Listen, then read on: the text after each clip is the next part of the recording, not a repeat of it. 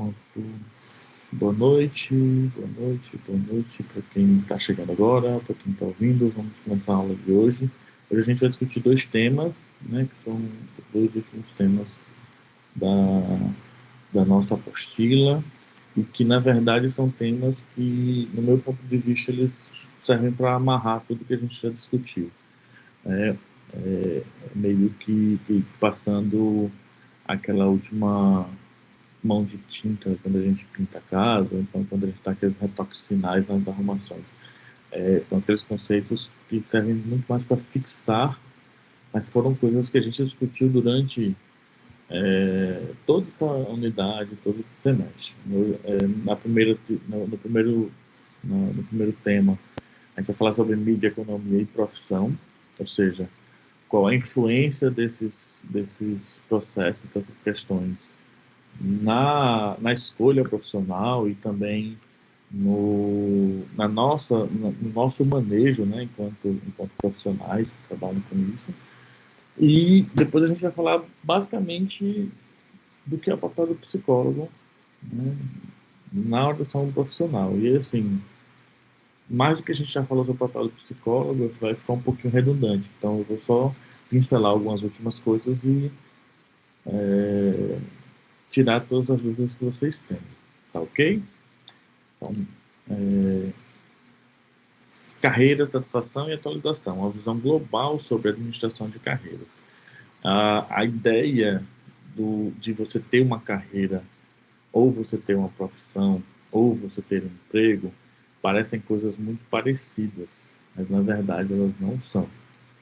Porque quando você fala de emprego, ele não necessariamente reflete a sua profissão. Ele não necessariamente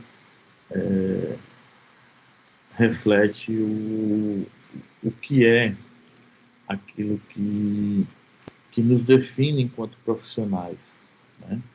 É óbvio que se você está num emprego e te perguntam, ou você tem que preencher algum formulário assim, dizendo qual é a sua profissão, e naquele momento, por menos que você seja, você está trabalhando como, sei lá, como secretária, como assistente de RH, você está trabalhando como, sei lá, balconista, não importa.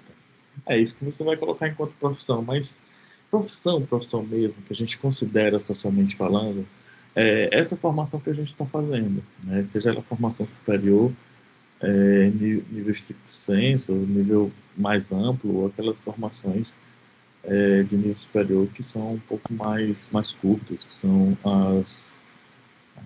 do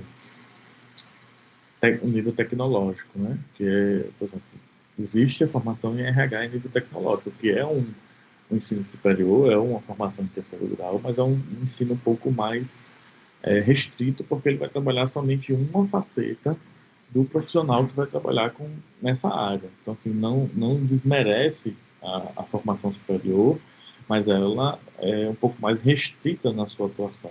Quando a gente fala, por exemplo, da ideia de ser psicólogo, né, ser psicóloga, a gente está falando de um leque enorme de possibilidades de atuação e a nossa disciplina, como manutenção profissional, é só mais uma das atividades que vocês podem desempenhar, tá ok?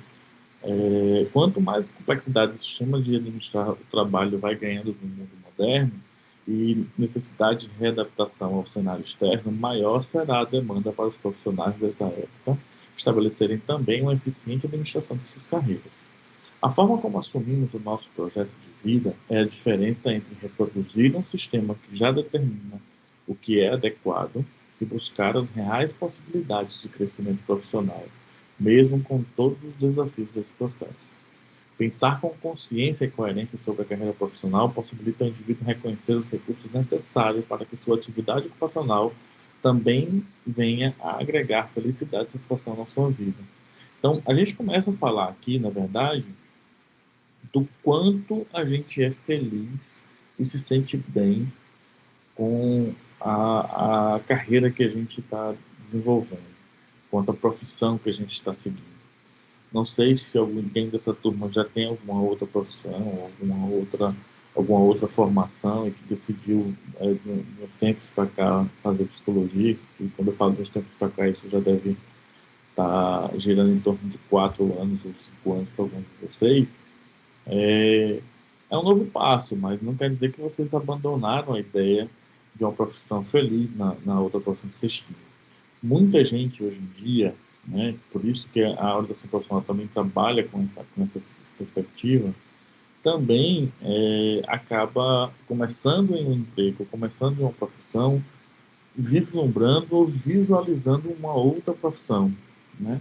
E nesse sentido, a estar trabalhando, estar numa profissão não diminui a, os desejos, a felicidade de querer estar numa outra profissão do sonho. Acho que, na verdade, a gente meio que modifica ou muda as nossas perspectivas perspectivas e possibilidades de carreira, de desenvolvimento. Lembrando que a gente já discutiu muito sobre essa ideia de carreira, né? Que assim, a carreira hoje em dia ela é vista de outro formato, de outra forma.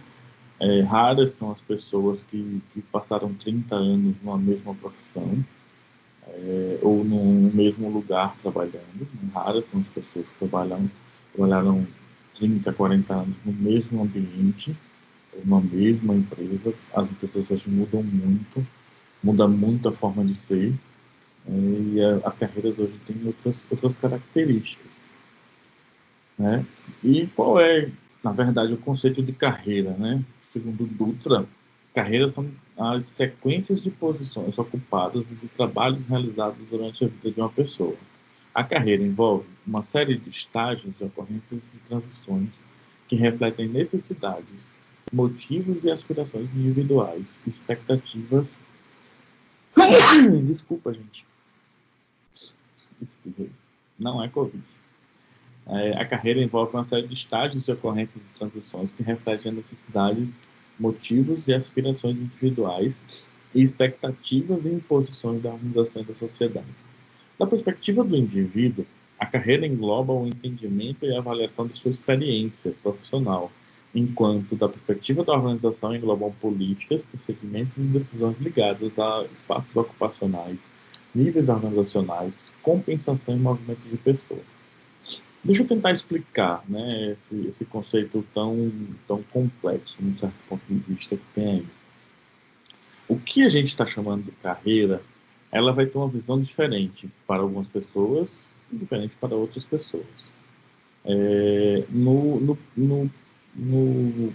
primeiro estágio, digamos assim, de carreira para as pessoas, é aquele movimento constante de alguém para estar sempre crescendo naquela profissão que você escolheu. Dando um exemplo geral de psicólogo, por exemplo, né, existem as pessoas que saem da psicologia e vão ser psicoterapeutas e que vocês vão perceber isso, mesmo saindo da faculdade, a gente precisa fazer alguns processos formadores para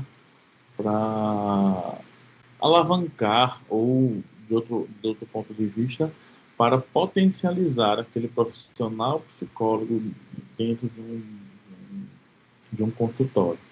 Então, a gente vai precisar fazer formações, não tem jeito, assim, faz parte do processo. A gente não consegue aprender nenhuma das nossas habilidades a fundo, a gente consegue desenvolver as habilidades, mas a gente não consegue ir tão fundo na perspectiva de intervenção em nenhuma delas.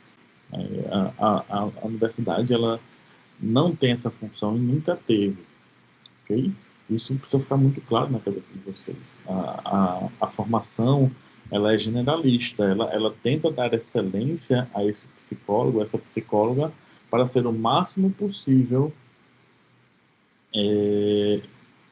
consciente de todas as atividades. Só que a carreira é que vai lapidar esse processo. Estando no dia a dia, e eu acredito que vocês devam ter percebido isso, porque enquanto a gente ficava somente em sala de aula, discutindo teoria, parecia que as coisas não se encaixavam.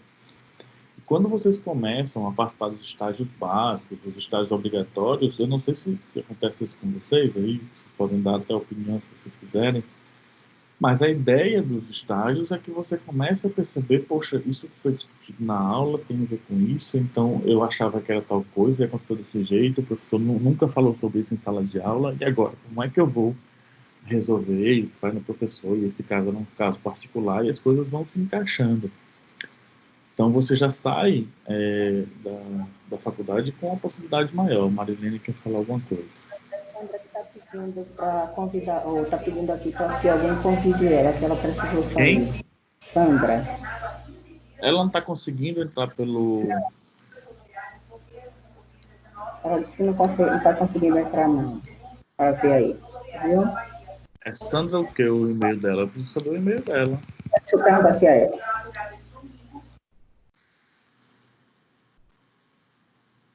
Professor? Pode falar. Então, relacionado a isso, a gente até conversou recentemente, né? Que foi um questionamento que eu Pode. que eu sinto isso como uma falha, né? Dentro do curso. A gente sai totalmente despreparado para o Totalmente não. trabalho. Totalmente não. De orientação em termos de, depois, né, agora, porque, na verdade, eu já trabalho como acompanhante terapêutica há quase, Aham. vai fazer 3 agora, né? Sim, deve ter E uma larga experiência nesse aspecto especificamente, né? Com o ABA e tudo mais. quando eu comecei, eu entrei para fazer o estágio, e aí entrei para, na verdade, eu entrei para tirar as férias de uma pessoa e acabei sendo efetivada. E aí eu comecei a entrar nesse universo muito cedo, né? Que foi muito Uhum. importante para mim. Quando eu me formar, eu já tenho toda essa experiência, mas é algo que na faculdade realmente a gente não aprende, né? Uhum. Seria importante ter uma noção disso antes de sair da faculdade. Eu tenho colegas que são totalmente perdidos, né? Que Mas aí já são você, formados. assim, é, eu entendo, assim, entendo você, entendo mesmo. Já convidei Sandra, viu? Eu tenho que ver se ela consegue entrar, se for um problema com a senha dela.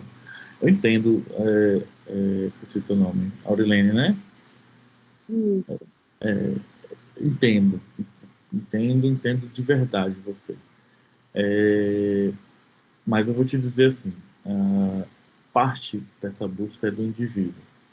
Então, assim, você começou como acompanhante terapêutico porque você foi atrás, não sei se caiu no seu colo e tudo, mas foi uma coisa que você abraçou e foi. Mas, né? Então, E foi bem difícil conseguir esse espaço, porque é um espaço bem restrito. certo. Aí deixa eu te falar uma coisa e eu vou falar um pouquinho minha questão pessoal. Eu já trabalhei com criança autista em escola, Hum. mas eu não tenho condições nenhuma de ser acompanhante terapêutico. E eu tenho mais de 20 anos de formado. Eu Uhum. não seria maluco de amanhã, se alguém me oferecer ser acompanhante terapêutico, de entrar numa empreitada dessa, porque isso seria completamente antiético. A não ser que a convite fosse, eu quero você na minha equipe e você vai começar a treinar e vai começar a aprender e vamos fazer um curso. Aí é uma outra chamada. Mas, sendo muito sincero contigo, por exemplo, se você Antiético, me... Antiético porque eu não tenho capacidade prática e, como é que eu chamo? E formativa para trabalhar com a técnica do ABA, com esse processo todo. Por isso que é antiético. Eu não posso atender um cliente que eu não tenho capacidade técnica para atender. sim. Aí, no meu Entende? caso, essa Você, capacidade técnica. você Eu aprendeu. participei, eu aprendi, eu entrei como estagiária, Isso, né? E exato. aí, Ou seja, isso, você, e aí traz informações a respeito de formação, né? De especialização, no caso. ou seja, você foi criando já uma carreira. É disso que a gente, inclusive, está falando aqui agora. Você foi criando uma formação e uma carreira para isso, né? E aí, assim, o que é importante que a gente entenda em qualquer curso formador, não sei se esse é o primeiro curso que você faz superior, mas todos os cursos são assim. A gente não consegue formar a excelência de todas as possibilidades, a não ser que a gente modificasse o foco do curso, que isso seria também dar um tiro no pé. E, por exemplo, se eu trabalhasse com clínica, psicologia clínica, e aí as pessoas que não se adaptam à clínica não vão estar nesse curso, vão estar fazendo em outro lugar que tem espaço para outras possibilidades. Então, é isso que eu estou te falando. A formação superior, ela não tem esse intuito. Ela não tem. Isso é um ponto inerente de qualquer formação superior. Ela tem o intuito de formar um indivíduo para começar uma carreira. Você começa, mas você não está 100% em tudo. Parte disso é sua busca. Parte disso é sua formação. Nenhuma profissão você sai inteiro. Nenhuma profissão. Se você pensar dos cursos mais exigentes, que é o de medicina, aos menos exigentes, que seriam os cursos de, sei lá, tem então. É curso técnico, né? São menos exigentes, o curso técnico, os cursos técnicos eles seriam mais exigentes com habilidade técnica. Cada um vai ter o seu foco. E o foco da formação em psicologia é uma formação generalista. Em que sentido? Nessa disciplina, por exemplo, de orientação profissional, as pessoas que estão fazendo a parte de organizacional vão nadar de braçada para usar esses elementos que a gente está utilizando aqui para trabalhar na parte de RH. Mas as pessoas que estão mais na clínica, mais na escolar, vão ter um pouco mais de dificuldade, ou mais na saúde, vão ter um pouco mais de dificuldade da aplicabilidade da orientação profissional. Mas estão vendo o conteúdo, estão vendo de uma forma um pouco mais abrangente, mas não tão aprofundadas. Para você ter uma ideia, na época que eu me formei, e isso é uma coisa que a gente precisa estar sempre ciente disso, e eu vou discutir isso ainda hoje na aula, na época que eu me formei, nem tudo o que eu faço hoje, quase 20 anos depois, mais ou menos isso, eu aprendi na faculdade. Muito pouco do que eu faço hoje eu aprendi na época da faculdade. Por quê? Porque o mundo mudou. E eu preciso mudar junto com o mundo. Eu não posso seguir do mesmo jeito, entendeu? Então, eu concordo com você, não discordo não. Eu acho que dá um gostinho assim de poxa, poderia ser mais, mas não tem como ser mais. Só se a gente fosse especializasse e a gente descambasse para um outro aspecto e esquecendo o outro. Aí talvez a gente conseguisse dar excelência em uma coisa, que é como, por exemplo, alguém faz um tecnológico, eu garanto que a pessoa que faz um curso de RH tecnológico, ele sai mas muito bem para trabalhar dentro do RH. Mas essa pessoa nunca vai poder trabalhar em outro aspecto que não seja no RH com a formação que ele teve. Não vai conseguir trabalhar em todos os aspectos, porque se uma empresa chama para trabalhar as questões de saúde dentro da empresa, um psicólogo vai ser muito melhor que uma pessoa formada em RH, porque o psicólogo tem uma visão mais ampla, entendeu? A gente tem que guardar as devidas proporções. Concordo com você. Poderia ser mais, mas não tem como. A não ser que a gente fizesse um programa o dobro de horas aulas e vocês trabalhassem em regime de internato. Seria uma disciplina, né? Uma disciplina que englobasse esse conteúdo de economia, de mercado de trabalho, nesse sentido, entendeu? Entendo. Falta isso. Por exemplo, nós não somos ensinados, enquanto psicólogas e psicólogos, a gente não é ensinado a cuidar de dinheiro, a planejar carreira. Não, a gente não é ensinado a isso. Quantos colegas formados aí tomam calote um atrás do outro, não sabe o que fazer, tem que fechar clínica. A gente não é ensinado a ser empreendedor. Pois é. Não é. Mas Entendeu? vou fechar a outra Tá bom.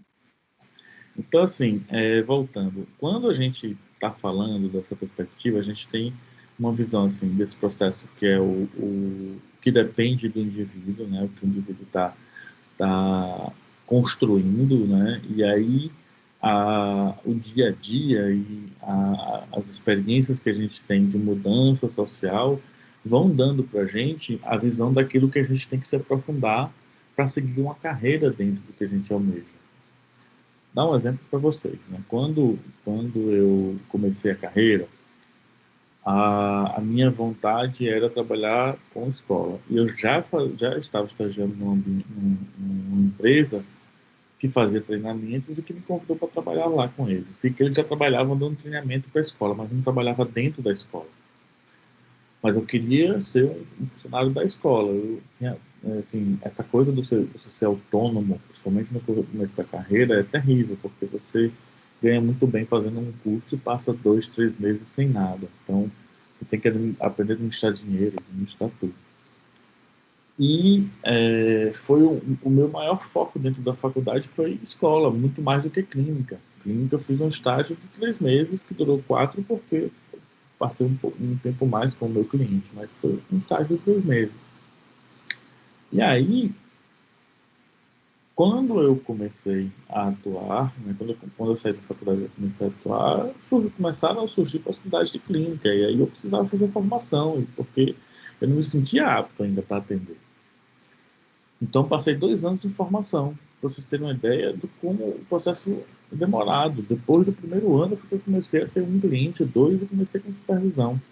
E nesse meio tempo, eu comecei a trabalhar com projetos sociais. Eu nunca tinha imaginado, dentro da faculdade, fazer estágio em psicologia social. Foi uma disciplina que eu fiz, né? Mas eu nunca imaginei fazer estágio nessa área. O que aconteceu? Foi o que surgiu. Foi a possibilidade que me apareceu. Pensando, já consigo entrar agora. E aí, eu precisei estudar, eu precisei rever minha carreira. Então, todas as coisas que aconteceram comigo, aí teve um momento que eu comecei a trabalhar como psicólogo na escola. Só que aí era um processo cultural completamente diferente do que eu conhecia, um ambiente completamente diferente. Eu tive que me readaptar porque eu precisei estudar outras coisas. Aí surgiu dentro desse meio termo a possibilidade de dar aula. Minha primeira vez que eu dei aula em ensino superior foi em EAD. Aí o que foi que eu fiz? Procurei um curso de ambiente virtual de aprendizagem, né? Fiz um curso de 4 meses na UFBA, né, para aprender a dar aula. Fiz um curso de vídeo, fiz curso de edição de imagem, preparar tudo. Isso há 13 anos atrás. Imagina, assim, né, na época que o EAD estava engateando.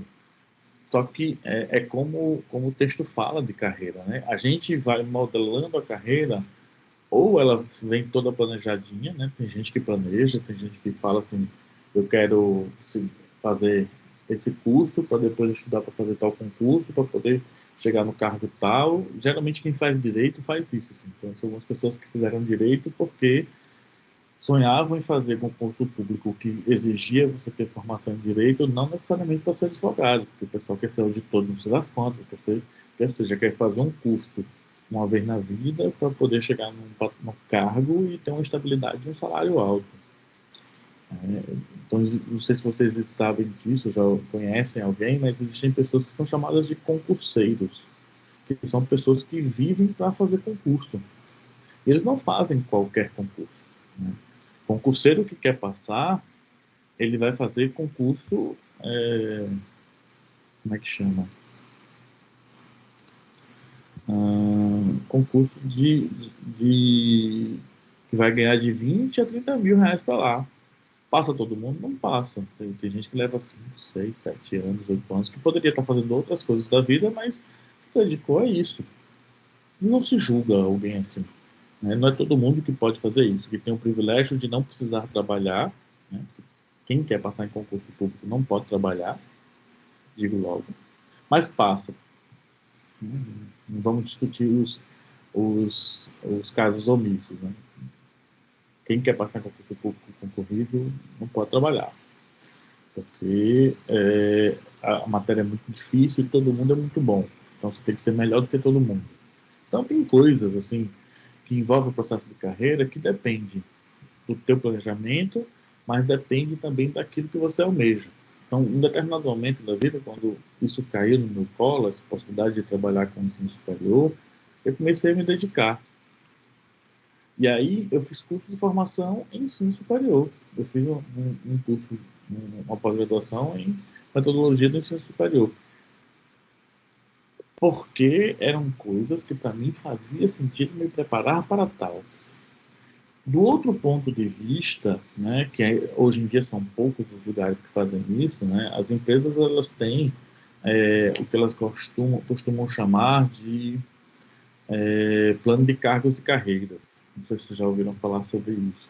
Né? Elas determinam como você entra na empresa, e aí nesse grau que você entra, para você subir o primeiro degrau, você tem que estabelecer um conjunto de possibilidades, abrir uma vaga, candidatar a vaga, para você poder subir. Aí você sobe o patamar e vai galgando novas possibilidades dentro dessas empresas. Então, isso, né, esse modelo, esse processo de é, é, esqueci o termo agora, eu terminei nesse instante, plano de cargos e carreiras, serve para a empresa também modelar o que é que ela espera dos seus funcionários, né? Então, às vezes acontece dela ver no quadro de funcionários ninguém que possibilite estar nesse cargo um pouco mais superior. Aí ela vai fazer um processo seletivo externo, com, colocando quais são as particularidades do cargo, como é que o cargo tem que ser, e quem é essa nova pessoa que vai entrar nesse cargo de chefia. Geralmente, as pessoas é, preferem colocar pessoas de dentro do quadro porque geralmente são pessoas que já conhecem o processo da empresa, já sabem como a empresa se desenvolve, né?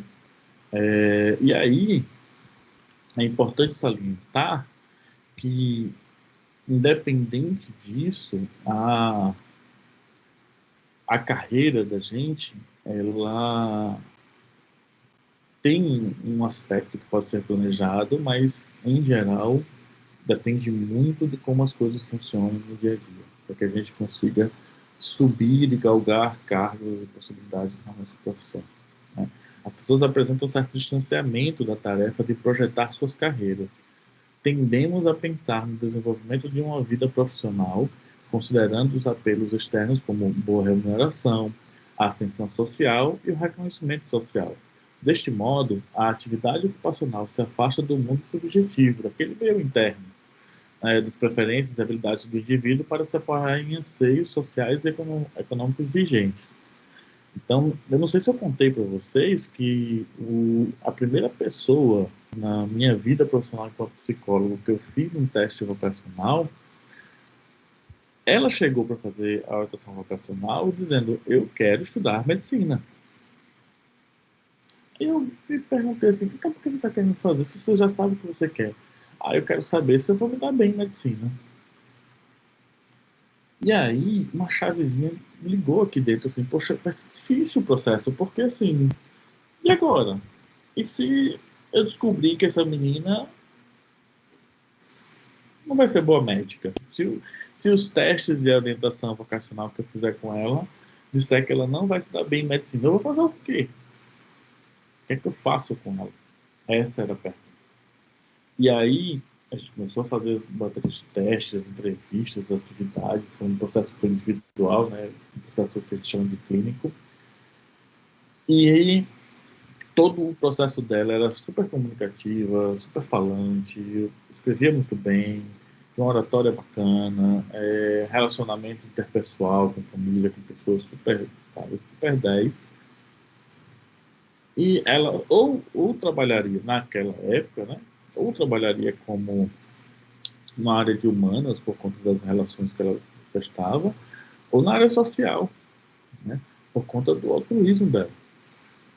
A parte sobre saúde era uma lástima.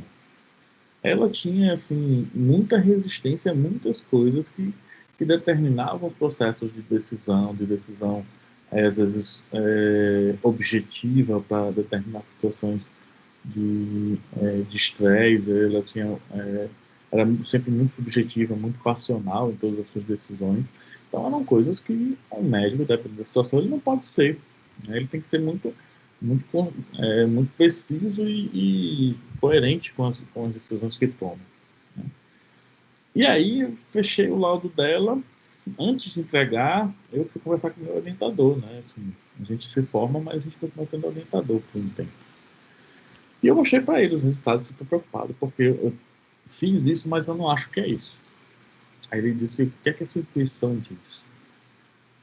Ele disse: a minha intuição diz que ela pode ser médica se ela quiser. A intuição diz que só que ela vai ser uma médica fora da caixinha.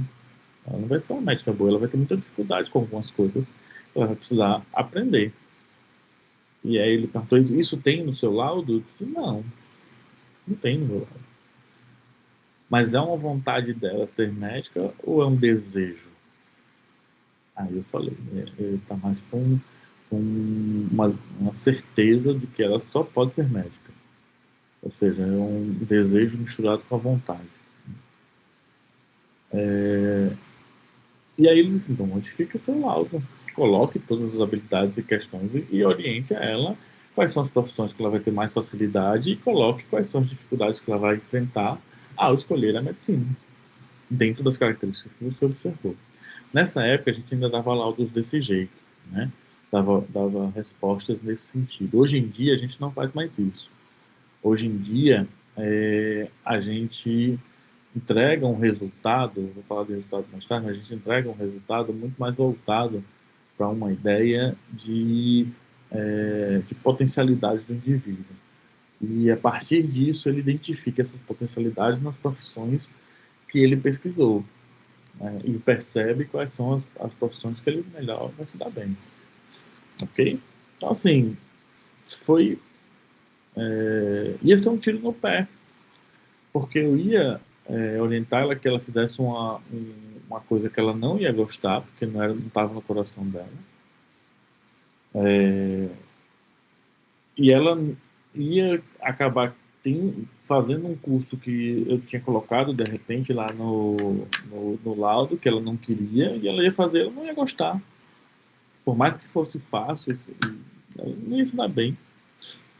Então, é complexo o que a gente faz, mas é também muito complexo as decisões que as pessoas tomam. Por que que ela tomou essa decisão? E é isso aqui que é confuso no processo. Porque para ela, na família de onde ela vinha, ser médica era uma questão de responsabilidade com tudo que os pais pensaram sobre ela.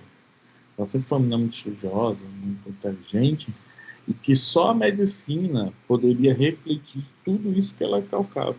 Qualquer outra profissão não iria fazer sentido para ela, porque não adianta você ser tão inteligente e você não ser médica. Era assim que a família dela tratava o processo. E nessa época eu não sabia disso. Nessa época a gente não tinha uma visão de conversar e entender também por esse outro lado o que a sociedade faz com essas profissões. Quando eu fiz psicologia, a gente ainda tinha muito preconceito, sofrendo muito preconceito porque as pessoas diziam assim: não vou para psicólogo porque só vai para psicólogo quem é maluco, quem está com alguma coisa com um parafuso a menos. E não é o caso. Hoje a gente sabe, a mídia ajudou muito a gente nesse sentido. Mas as mídias, elas tendem a valorizar mais umas profissões e menos outras. A sociedade valoriza mais algumas profissões e menos outras, né? E hoje a gente vê pouquíssimas pessoas, mas crescendo o número de pessoas em outras profissões que hoje em dia a gente entende como muito importantes e galgando espaços muito mais amplos, mas que antigamente não teriam destaque, né? Vou pegar o exemplo de uma pessoa assim, que eu gosto muito, gosto dos livros dela, que é de Jamila Ribeiro. Ela não é médica, ela não é engenheira, né? Mas ela é uma pessoa que, dentro dos movimentos sociais, do movimento preto, ela é uma pessoa extremamente reconhecida. E eu acredito que o fato dela estar exercendo a profissão de socióloga, né, faz com que outras pessoas queiram estar também nesse lugar, queiram também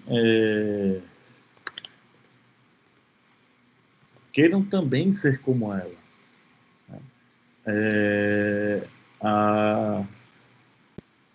Na verdade, eu falei socióloga, né? Ela, na verdade, é filósofa, né? Professora, jornalista e filósofa. Eu falei errado. Saber que estava errado, socióloga é Viola Davis. Então, assim, entender esses caminhos é parte do nosso trabalho. Entender que, às vezes, a pessoa chega com estereótipos de algumas áreas de atuação e desmistificar isso para os nossos orientandos é nossa função enquanto orientadores profissionais. Entender essas questões, né, que, assim, às vezes a pessoa está vindo procurar uma profissão porque ele precisa de grana. Tem que ter uma profissão que dê a ele dinheiro. É o que funciona na família dele, né? Mudando um pouquinho de assunto, quando a gente vai falar de profissão e carreira profissional, né, entre uma coisa e outra, né, a gente precisa entender como é que isso é modelado. E aí, a primeira coisa que a gente precisa batalhar aqui é o conceito de representações sociais, né? O texto ele vai trazer um pouquinho de resumo sobre isso, né, sobre o que são representações sociais, mas eu queria saber se vocês sabem o que é, ou quem já leu o texto, se entendeu o que são representações sociais. Alguém quer falar um pouquinho sobre isso? Então, professor, olha eu aqui de novo. Pode falar. Porque, assim, professor, há 30, 40 anos atrás, era uma profissão reconhecida de uma forma especial e só mulheres, a maioria das pessoas, né, de profissionais eram mulheres. E na minha família, a minha avó tinha uma predileção que todas as mulheres tinham que ser professoras, né? Pela questão, eu considero como uma questão de representação social, porque ela valorizava muito isso.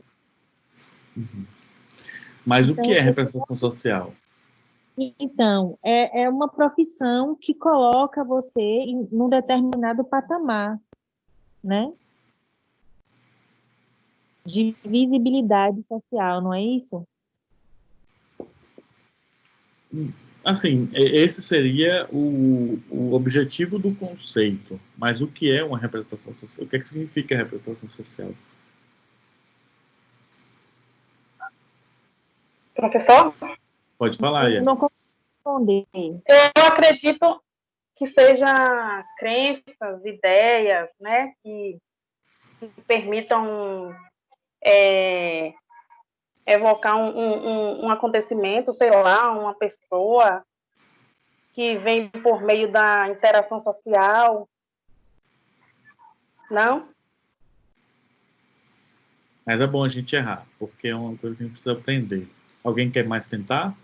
Assim, o que a Aurelene falou primeiro, né? Estava falando é o resultado da representação social. Não está errado, mas é o resultado da representação social.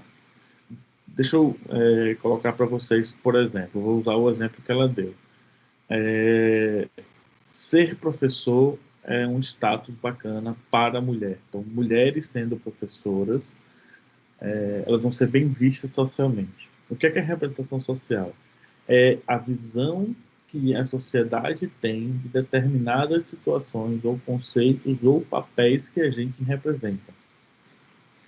Então, na verdade, por exemplo, um psicólogo, uma psicóloga, é um psicólogo somente, é uma pessoa que vai auxiliar indivíduos em determinadas áreas diferentes sobre a questão do comportamento, do desenvolvimento, ou tudo relacionado ao desenvolvimento comportamental dos indivíduos. Isso é um psicólogo.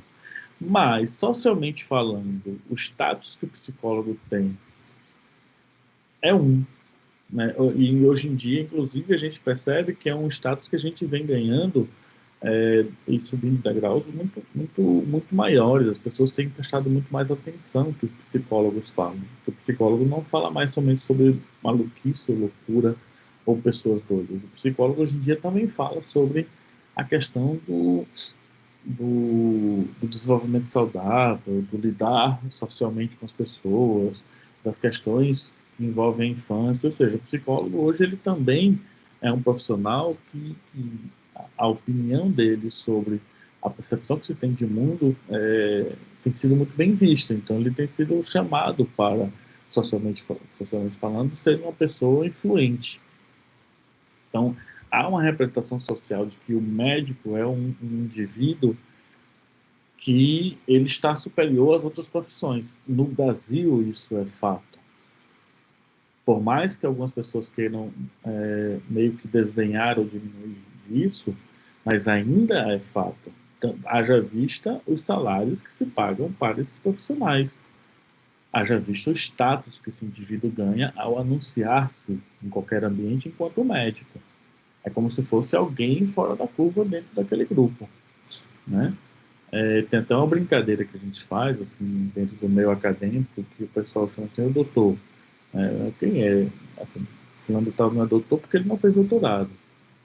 A gente tem no nosso quadro um professor que é pós-doc, que fez um doutorado depois do doutorado. Então, em termos de título de doutor, esse professor, ele, teoricamente, deveria ser muito mais importante do que qualquer médico que só fez o curso de medicina e está medicando hoje. Então, entendam que a representação social ela tem muito mais a ver com o papel que a sociedade dá para determinadas pessoas, ou gênero, ou classe social, ou etnia, e como isso é visto socialmente falando. Aí voltando, o que é um exemplo de representação social? Um exemplo de representação social é a ideia de que não existe profissão de homem ou de mulher. Existe uma profissão e ela pode ser desempenhada tanto por homens quanto por mulheres. Não existe uma profissão de pessoas pretas e de pessoas brancas. Existe profissão e todas podem exercer, mas algumas pessoas acham que tem profissão que pessoas pretas não deveriam estar ali, como, por exemplo, voltando para a medicina. São raros os médicos pretos, raríssimos. Enfermeiro. Quantos de vocês conhecem alguém que é enfermeiro? Eu não estou falando de já ter visto enfermeiros como é o nome? Ter visto enfermeiros no hospital. Eu estou falando de conhecer alguém que fez enfermagem e é homem. Por que eu estou falando isso? Porque é uma profissão que no Brasil é eminentemente feminina, que quando um homem quer se fazer enfermagem ou um curso técnico de enfermagem, as pessoas olham torto para isso, como ser arquiteto. Então, quando a colega falou assim, né, estava falando, porque professor, a mulher ser professora, a gente antigamente só tinha professores. Eu fiz assim com a mão, porque no nível superior, historicamente falando, sempre houveram mais homens. Sempre houve um sexismo muito grande na academia com relação a mulheres pesquisadoras ou mulheres professoras universitárias, porque os homens eles eram vistos como mais dedicados à pesquisa universitária, mais propensos a completar as pesquisas, o curso de mestrado e doutorado, de pós-graduação. Ou seja, as mulheres nunca foram bem vistas por conta da condição de ser mulher. Não é um processo sexista, não tem como ser diferente. E aí, quando a gente vai entender a representação social das carreiras que as pessoas escolhem para si, hoje em dia, talvez tenha mudado e comece a mudar para algumas parcelas da população. Mas, de uma forma geral, as pessoas ainda escolhem pela representação social que aquela determinada profissão estabelece. A questão de ser um advogado, ser um juiz, ser um professor, ela vai buscar dentro daquilo que ela acha e acredita que pode ser para ela. Aqui na Bahia, eu tive um grupo de orientandos, né, de orientação vocacional, que tinha uma menina que tinha um sonho de ser advogada. Mas ela ia cursar serviço social. Não diminuindo o serviço social, mas porque ela achava que fazer direito não era para ela, porque ela era pobre. E direito não é um curso para pobre. E assim, foi difícil, assim, ó, foi suor para que ela ressignificasse a sua vontade e o seu sonho, né, pensasse um pouco mais sobre a formação e entendesse que aquilo era um lugar para ela também, se ela assim quisesse e desejasse. Óbvio que a visão dela preconceituosa era uma representação social vindo do ambiente que ela estava, né, que ela tinha que usar aquilo que para ela servia, que as pessoas ao redor dela faziam. Então, existe muito isso, tá ok? É através da interação, professor? Então, através do que a sociedade em si prega. E aí a gente vai discutir quem é essa sociedade que cria esses estereótipos. Daqui a pouco a gente vai discutir sobre isso. Mas é muito mais, a representação social tem muito mais a ver com questões culturais, com o ambiente que a gente está vivendo e a cultura que a gente vive. Nós vivemos numa cultura extremamente machista, sexista e misógina. Sem falar que é racista, sem falar que é homofóbica. Então, se você juntar tudo isso, vocês vão perceber, assim, tem muita mulher fazendo faculdade? Tem. Mas quais os cursos que elas fazem? E elas estão nesse curso porque elas escolheram ou porque a sociedade escolheu para elas? Essa é uma pergunta que a gente vai sempre se fazer enquanto profissional. Né? Só fechando aqui esse slide. A profissão implica num certo prestígio, enquanto o trabalho ou emprego não necessariamente. O emprego é um trabalho, mas esse trabalho não caracteriza necessariamente uma profissão, sobretudo se esse trabalho tem um prestígio menor, ainda que a pessoa trabalhe nele a vida inteira. Uma profissão, todavia, informa um aspecto da identidade do sujeito. Grosso modo, podemos dizer que ele é aquilo que ele faz, né? Então, psicólogo, a psicóloga é psicólogo ou psicóloga porque pratica ou tem a profissão de psicologia. E se ele ou ela faz algo de menor prestígio, ele ou ela tem menos prestígio na comunidade que participa. Então, assim, fulano de tal é médico, todo mundo que conhece fulano de tal, que tiver algum problema médico, vai buscar aquela pessoa. Porque a depender do prestígio que a profissão tem, independente da especialidade desse médico, ele pode ser médico estético, né, de medicina estética. Mas se alguém tiver dor de cabeça, se alguém tiver algum problema, estiver passando por algum mal-estar, vai chamar essa pessoa porque acredita que por ser médico, ele é o suprassumo de tudo e ele sabe sobre tudo. Não é verdade. Eu tenho um exemplo de um amigo que ele é veterinário, mas ele é veterinário, ele se especializou em microbiologia.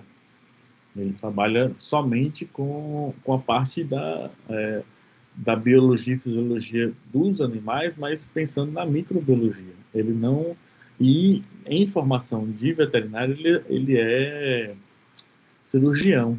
Ou seja, se o seu cachorrinho, a sua gatinha, tá vomitando, tá passando mal, ele não vai fazer ideia do que é. Agora, se ela quebrar uma perna, se ela quebrar uma patinha, ele vai saber fazer a cirurgia. Então, a depender da profissão, o prestígio vai ser maior ou menor para esses indivíduos. Entenderam? Mas o que é... Fala, pode falar. não é só voltado à profissão, não, né? O prestígio social? A representação social? Não. Tipo assim, boneca para menina, carro para menino. Seria uma representação? Isso, exatamente. A representação social, ela está em tudo na sociedade. Ela determina como a sociedade enxerga o nosso comportamento e a nossa atuação dentro da sociedade. Por exemplo, se você vê uma pessoa de sunga e camiseta no shopping, você vai estar achando que aquela pessoa está inadequada. Mas, Se você vê na praia, ninguém questiona. É um processo de representação social, né? Então, há os ditames, os dizeres de que existe o comportamento certo para o ambiente certo, existe o traje certo para o ambiente certo, existe o indivíduo que tem melhor status social naquele ambiente, existe um indivíduo que não tem tanto status social naquele outro ambiente, ou seja, dentro do escopo das ideias de representação social, a, a gente precisa estar antenado para ter ciência de que como é que a sociedade enxerga aquilo que está sendo discutido. No caso, a gente, enquanto psicólogo, a gente tem que pegar esse nosso freio de burro e fazer isso, ó, expandir os nossos horizontes para perceber que aquela visão estereotipada que está dando à sociedade, que é justamente esse novo slide que eu vou falar aqui agora. O ideário social de profissão, que indica ao indivíduo a forma de pensar, a construção de sua vida ocupacional, justifica a ansiedade do jovem em buscar nos padrões externos algo em que possa se encaixar, para daí alavancar seu sucesso profissional. Não, não estou entendendo. Estamos, assim, realizando um caminho inverso. Ao invés de considerar suas habilidades, aptidões e atributos específicos para buscar as possibilidades de mercado, o jovem tenta se adequar a situações já consagradas pela sociedade como satisfatórias. Então, por que há angústia? Porque esse jovem, este adolescente, ele, quando vai escolher a profissão, ele não vai escolher por aquilo que ele se identifica. Ele vai escolher por aquilo que a sociedade identifica como satisfatório e como válido. Então, o problema está justamente aí. E a gente sabe muito bem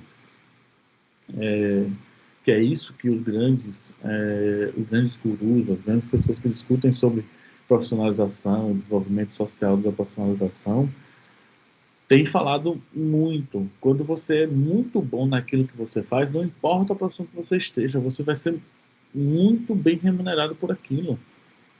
Você vai galgar outras possibilidades. Então, independente da sua profissão, quanto você for bom, aquilo vai te alavancar enormemente, né? E isso é extremamente importante de se dizer e de se saber. A forma como a gente desenvolve as nossas relações sociais e desenvolve a nossa profissão depende muito mais daquilo que faz bem para a gente do que daquilo que socialmente seria mais aceitável. Talvez hoje eu não fosse psicólogo se eu tivesse seguido esse plano. Muito possivelmente eu não estaria aqui dando aula para vocês, né? Se tudo tivesse corrido como a minha família queria, hoje eu estaria em casa no Bem Bom, né? Numa mansão enorme, como algum juiz ou promotor público, né? Porque era para ter feito direito, ou estaria no meu apartamento triplex, né? Com piscina pessoal, sendo médico. Mas não, eu vivo a minha vida do jeito que eu gosto e feliz com aquilo que eu tenho. Não sou rico, mas sou feliz. Faz uma diferença muito grande, né? Assim, talvez a sociedade justamente é hipócrita nesse sentido. É óbvio que a gente tem que ter uma profissão que nos dê alguma rentabilidade, né? Isso é óbvio, e é isso que a gente está falando também. Dentro das minhas possibilidades, a profissão que se encaixava com tudo o que eu tinha de habilidade era essa, não outra. Talvez fazendo outras coisas, outros tipos de trabalho, eu não tivesse vontade de continuar tão fortemente quanto tem com a psicologia. E é isso que a gente está trabalhando, perceber essa angústia no jovem de que aquela profissão que ele está escolhendo tem muito mais a ver com a representação social do que com as habilidades que ele demonstra, né? Se ele se encaixa direitinho naquela peça, né? E aí vem o papel da mídia, né? Os meios de comunicação de massa e a indústria cultural, que é exatamente isso que eu falei para você que a gente ia falar, desculpa, que é quem influencia e é quem mais dita os aspectos do ser enquanto representação social. Há uma evidente presença de uma articulação ideológica da classe dominante em gerenciar o discurso passado pelos meios de comunicação de massa, concedendo à população informações e opiniões que, controladas por um Estado, garantem o poder dominante. Eu não vou aqui defender nem acusar ninguém, nenhum meio de comunicação de massa de criar ou recriar. Não vou dizer. Não é meu papel. Né? Mas a gente conhece, a gente sabe muito bem que, principalmente no Brasil, a mídia televisiva ela é muito influenciadora do comportamento das pessoas. Né?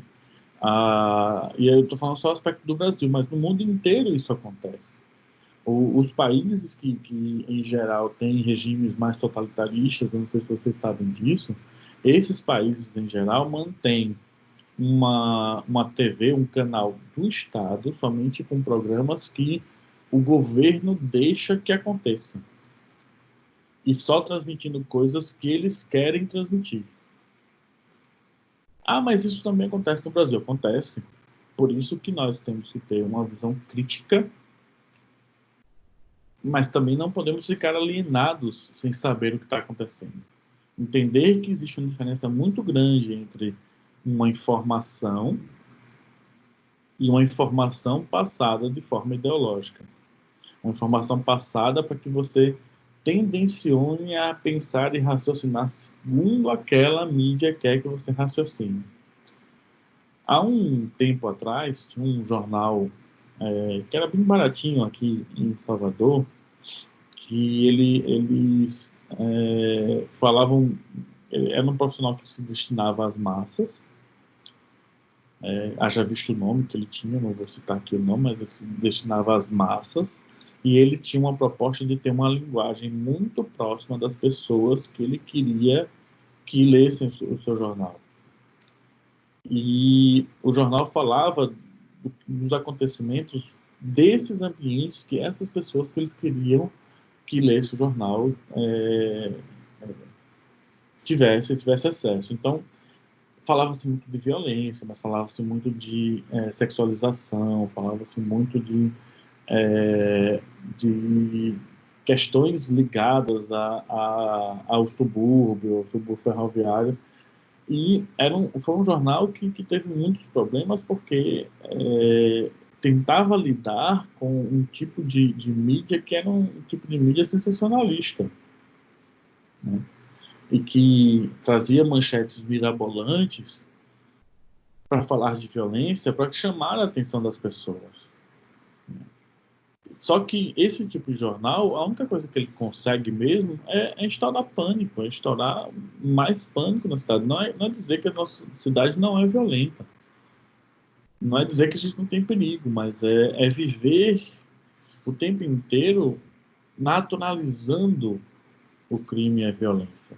Porque na hora que você torna isso público e você bota fotos, você bota imagens sem nenhum tipo de crivo e você ao mesmo tempo junta isso com imagens de mulheres seminuas, só de biquíni, mostrando o corpo e tudo. Quando você junta uma coisa com a outra, você banaliza completamente a verdadeira notícia, que é a violência. E você não trabalha e trata a violência, você simplesmente denuncia que ela existe, né? Então, os meios de comunicação de massa, eles agem desse jeito, né? Eles botam gente no poder e tiram gente no poder instantaneamente.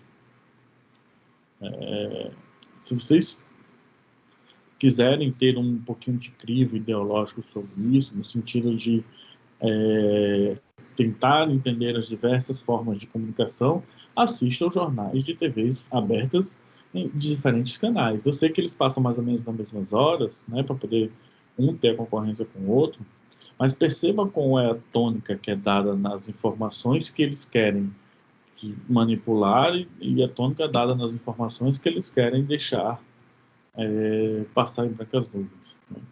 É muito notório. As pessoas geralmente falam que a imprensa ela deveria ser neutra, e ela não é neutra em canto nenhum do mundo.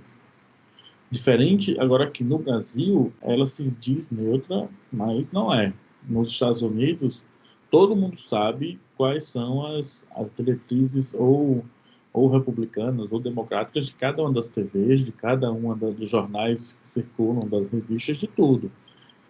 Então, se você está comprando determinado jornal, você sabe que aquele jornal ele é democrata, você sabe que aquele jornal ele é republicano. Então, eles têm muito isso lá nos Estados Unidos, muito forte. E é assim que funciona, não tem problema. Mas isso, pelo menos, é mais claro do que é feito no Brasil. No Brasil, as pessoas... E assim, aí as pessoas falam mal de novelas, né? O canal que mais passa novela é a Rede Globo Televisão. Aí, porque a novela é isso, porque ela sexualiza, porque ela faz isso, porque ela faz aquilo outro, não faz. E ao mesmo tempo faz. Ao mesmo tempo que ela é benéfica, ela também pode ser prejudicial. Não sei se vocês sabem, existia uma novela em que uma das protagonistas tinha uma filha que tinha síndrome de Down. E esse nem era o tema central da novela. Mas a filha ter síndrome de Down, a mãe ela teve toda uma peregrinação para forçar uma escola lá que ela queria colocar a filha, que é uma escola de educação excelente, mas que a escola não estava preparada para assumir crianças com nenhum tipo de necessidades educacionais especiais. Ok, isso passa. O que acontece? Eu que estava dentro das escolas nessa época. Depois que passa essa novela, alguns meses depois, no ano seguinte que a novela terminou, começou uma enxurrada assim, deliberada de pais e mães levando seus filhos para as escolas para que eles fossem matriculados, exigindo da escola, porque a lei exigia, que a escola aceitasse o filho, a escola não pode rejeitar a matrícula, e a escola tem que se preparar para atender crianças com necessidades educacionais especiais, seja ela qual for.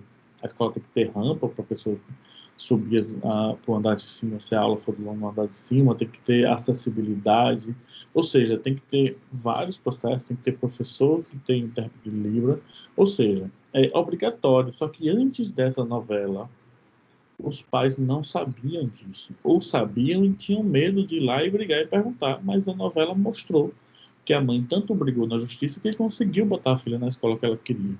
E a escola depois reconheceu o seu papel de inclusão social. Então, Roberto, mas ensina muito mais coisa boa do que ruim. Não sou eu que vou dizer isso, nem vou questionar sobre isso. Não está no meu papel conversar sobre isso aqui. Mas entender que os meios de comunicação de massa e a indústria cultural, ela é grande responsável pela cultura que a gente tem hoje. Os produtos midiáticos possuem um poder de informação, mas também de formação. As consequências culturais da adequação dos indivíduos a essa lógica formal das mídias. Em uma sociedade que os sentidos e, portanto, a parte subjetiva dos indivíduos já é negligenciada, os produtos culturais visam substituir de modo superficial a experiência real do indivíduo com seus desejos, e o que fica pode se classificar como uma visão deformada da realidade. E aí as pessoas fazem medicina achando que vão estar lá no plantão médico, né, com aqueles médicos bonitões, como se fosse Grey's Anatomy, né, onde todo mundo namora todo mundo e os casos são mirabolantes, você vai resolver como se você estivesse dentro do ambiente do Dr. House. Por que existem tantas séries americanas falando de medicina? Porque nos Estados Unidos, medicina é uma profissão que ninguém quer. Ninguém quer ser médico. Não é como aqui no Brasil. Porque ser médico tem muita responsabilidade e quase nenhum retorno nos Estados Unidos. Então, ser médico não é tanta vantagem como ser médico no Brasil. Por que a gente não tem profissão como essa aqui? Então, assim, por que a mídia, por que por muitos anos a sociedade olhou para o psicólogo com cara enviesada? Porque as representações de psicólogos na mídia sempre foram quase nulas ou inexistentes, e todas as vezes que se apresentava um psicólogo, ele se apresentava algum tipo de patologia, algum tipo de inadequação no seu comportamento. Então nunca se houve uma representação séria, talvez como esteja acontecendo atualmente, né? Que tem uma série que está sendo apresentada, e de vez em quando aparece um psicólogo geralmente é um pouco mais sério. Então, Atualmente tem se modificado muito. Teve uns anos atrás que teve uma situação de aparecer um coach na novela e o Conselho Regional de Psicologia bateu em cima, a novela foi lá e voltou atrás e corrigiu o que foi feito. Foi bem, assim, há hoje uma representação cultural diferente dessa nossa profissão, mas faz toda a diferença quando você apresenta alguém de uma profissão que é tido como inadequada ou adequada dentro da mídia. Ok? Vamos mudar um pouquinho de assunto. Nós vamos falar a gente falou de mídia, mas a gente não falou de forma nenhuma em redes sociais e as profissões. E aí a gente fala tanto em televisão, mas hoje em dia talvez as redes sociais elas influenciem muito mais a nossa forma de ver as coisas, né?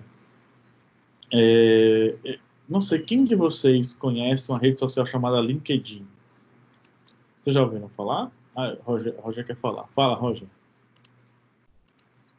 Não, professor, eu queria falar sobre o senhor falou aí, né, sobre a novela, né, que a novela uma vez, né, ela levantou, né, esse tema, né, do coach, né, ligado à psicologia.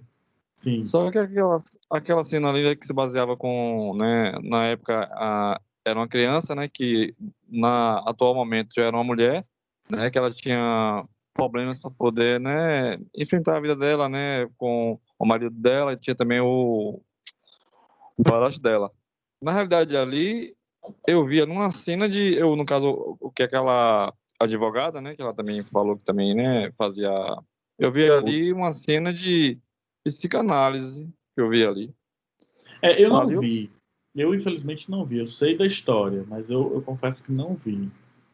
Eu vi uma cena de psicanálise porque é o seguinte, porque ela fazia a paciente, né, no caso a atriz, regressar, né, ter eventos passados. Então ali é psicanálise pura, não tinha nada a ver com coach, como a Globo queria passar para as pessoas, entendeu? Mas... Portanto que o conselho... Pode falar. Não, portanto que o Conselho, né, Federal de Psicologia se pronunciou, né, porque não tinha nada a ver com, né, o que a Globo queria mostrar. O que eu lembro de ter lido na época é que assim, foi uma irresponsabilidade o formato que foi dado ao processo. Assim, foi isso que eu li na época. Mas eu, infelizmente, não assisti. Eu não tenho como dar juízo de valor mais do que eu li. Mas valeu. E o professor? Fala. Quer deixar só uma fala? Você falou assim, quem conhece a rede LinkedIn, né? Eu conheço, né, eu sou inscrito nela e eu conheço, é uma ótima ferramenta. Mas para que serve? Ela é o seguinte, pelo pouco que eu conheço né, assim, do LinkedIn, eu sei que ela é uma rede social, né, profissional, né, que trata de vários assuntos relacionados à profissão, né. Lá eles anunciam vagas, lá eles têm network, né, com outras pessoas, né, faz conexão, entendeu? É uma rede muito ampla. Eu mesmo consegui um trabalho uma vez através dessa rede, LinkedIn. Então, o que acontece? As redes sociais, elas se apresentam hoje, no mundo de hoje, como um complemento da visão que a gente pode mostrar das nossas profissões. Porque diferente como é que é o nome? Diferente dos meios de comunicação de massa, que tem um controle ideológico, as redes sociais não. Porque quem controla a sua rede social é você, por mais que elas tenham algum ditame, algum direcionamento. Por exemplo, existem pessoas, eu conheço pessoas que estão no Facebook, por exemplo, para divulgar seu trabalho, para falar sobre aquilo que ela produz, a arte, não sei o que, não importa, mas para falar de trabalho. Tem gente que está no Facebook com o seu perfil pessoal para falar de lazer ou para mostrar para as pessoas a sua vida pessoal. É uma rede social que cada um que entra ali tem uma função e dá para ela uma função diferenciada. É isso que eu estou querendo colocar.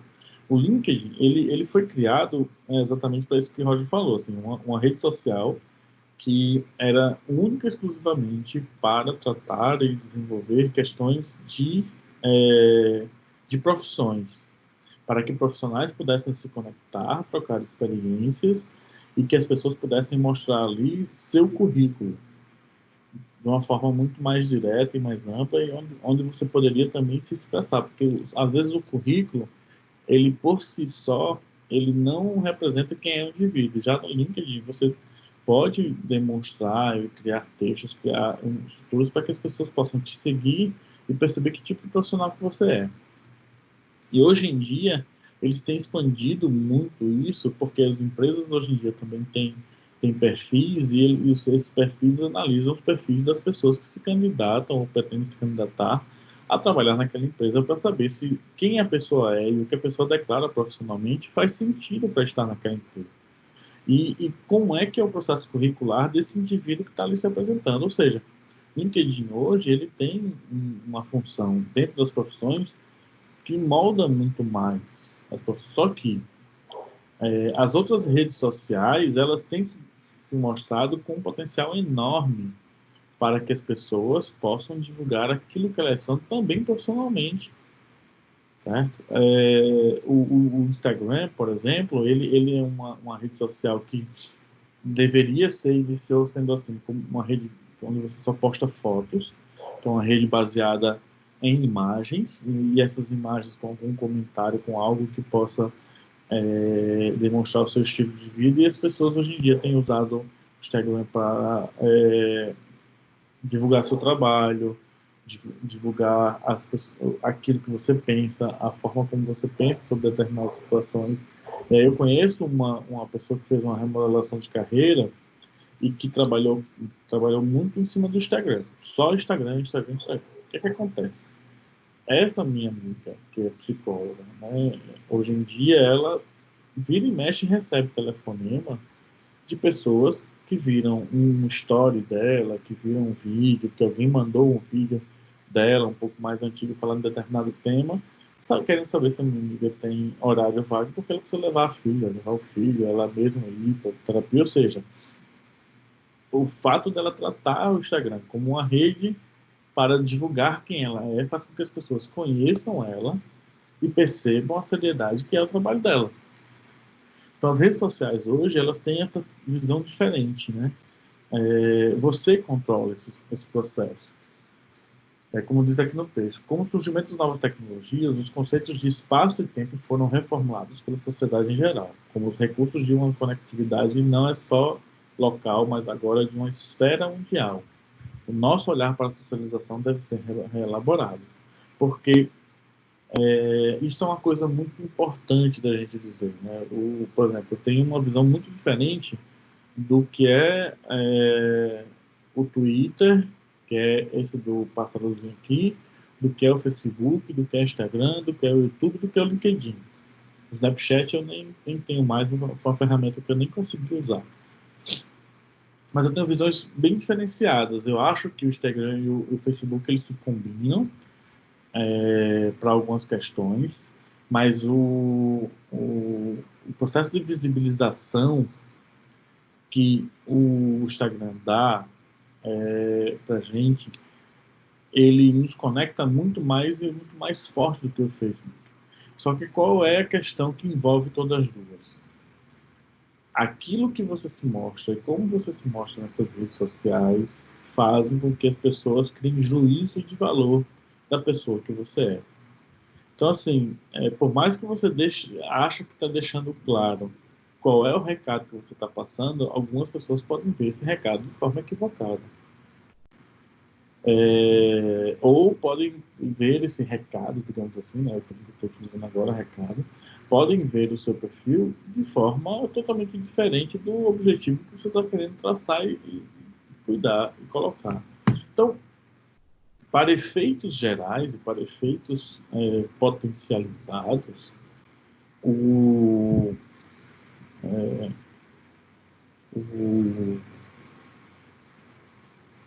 as redes sociais elas têm alcance que a gente não imagina que pode ter.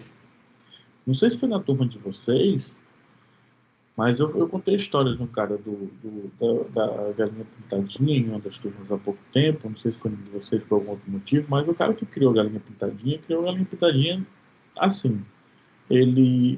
Um cara pediu para ele um desenho animado para uma peça publicitária, né? Aí ele criou a Galinha Pintadinha, só que a internet estava ruim, ele resolveu enviar a, o vídeo que ele fez, botar no YouTube, abriu um canal do YouTube, botou o vídeo da Galinha Pintadinha no YouTube e mandou o link pro cara. O cara não quis, né? Não deu resposta, depois deu uma resposta negativa e não quis produto. E ele esqueceu a Galinha Pintadinha lá. Quando foi um belo dia, que ele recebeu uma mensagem que tinha mais de 10 mil visualizações no vídeo dele da Galinha Pintadinha. E só crescia, só crescia. E aí ele começou a monetizar, quer ganhar dinheiro em cima daquilo que você faz no YouTube. E hoje é um fenômeno que a gente conhece, mas ele começou por um acaso. Né? Então, às vezes tem gente que pesca essas coisas, né, de viralizar, tenta fazer coisas diferentes na internet para viralizar, mas às vezes as pessoas fazem sem querer saber. Só que a internet tem esse viés, essa possibilidade. As redes sociais, elas conectam a gente a pessoas no mundo inteiro. Estamos todos conectados. Por mais que eu, de repente, não tenha vocês nenhuma rede social minha, mas existem pessoas que me conhecem, que conhecem vocês, que vocês estão na rede dessas pessoas, e teoricamente, isso é uma conexão. Então, é importante que a gente entenda qual é o objetivo de cada uma das redes sociais para a gente e que tipo de pessoa a gente quer demonstrar lá. Nesses novos parâmetros, a vida cotidiana foi modificada. Pesquisamos, aumentamos conhecimento, comunicamos-nos em tempo real, partilhamos e recebemos informações do mundo simultaneamente aos fatos que ocorreram. As possibilidades que se abrem a nova rede social chegar a ser infinitas, pois em um único acesso podemos viajar e nos encontrar com outras culturas, outros modos de pensar e se posicionar perante o mundo. Não sei se vocês sabem, nesse tempo de pandemia, os maiores museus do mundo inteiro, incluindo do Louvre, estão abrindo para visitação virtual. É só você entrar no site do Louvre, não sei se paga, não lembro se paga alguma coisa, mas você pode visitar um museu de forma virtual, como se você estivesse dentro do museu. Qual é o limite das redes sociais? Não tem, é infinito. A nossa vida cotidiana modificou. E com a pandemia, escrevam o que eu estou dizendo a vocês. Nada vai ser como era antes. As relações mudaram muito. As pessoas vão voltar para a rua? Vão voltar para a rua. Mas vai ser diferente de tudo que a gente já viu. Não vai ser igual. Alguém quer falar alguma coisa?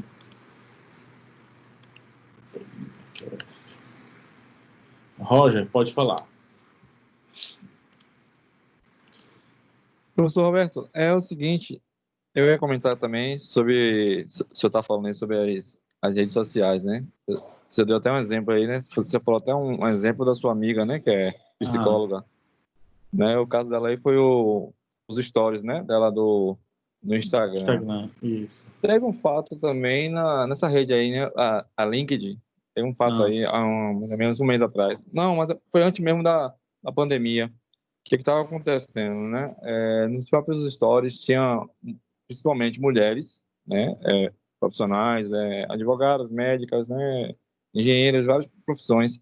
Estavam dizendo que as pessoas que estavam entrando em contato com elas estavam tratando elas como se fosse uma rede, como se fosse um Facebook. Estava dando nelas cantadas, mostrava as partes íntimas para elas, mandava, né?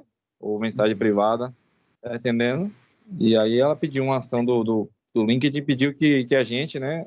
Quem pudesse ajudar a denunciar, que denunciasse, né, as pessoas que estavam fazendo isso.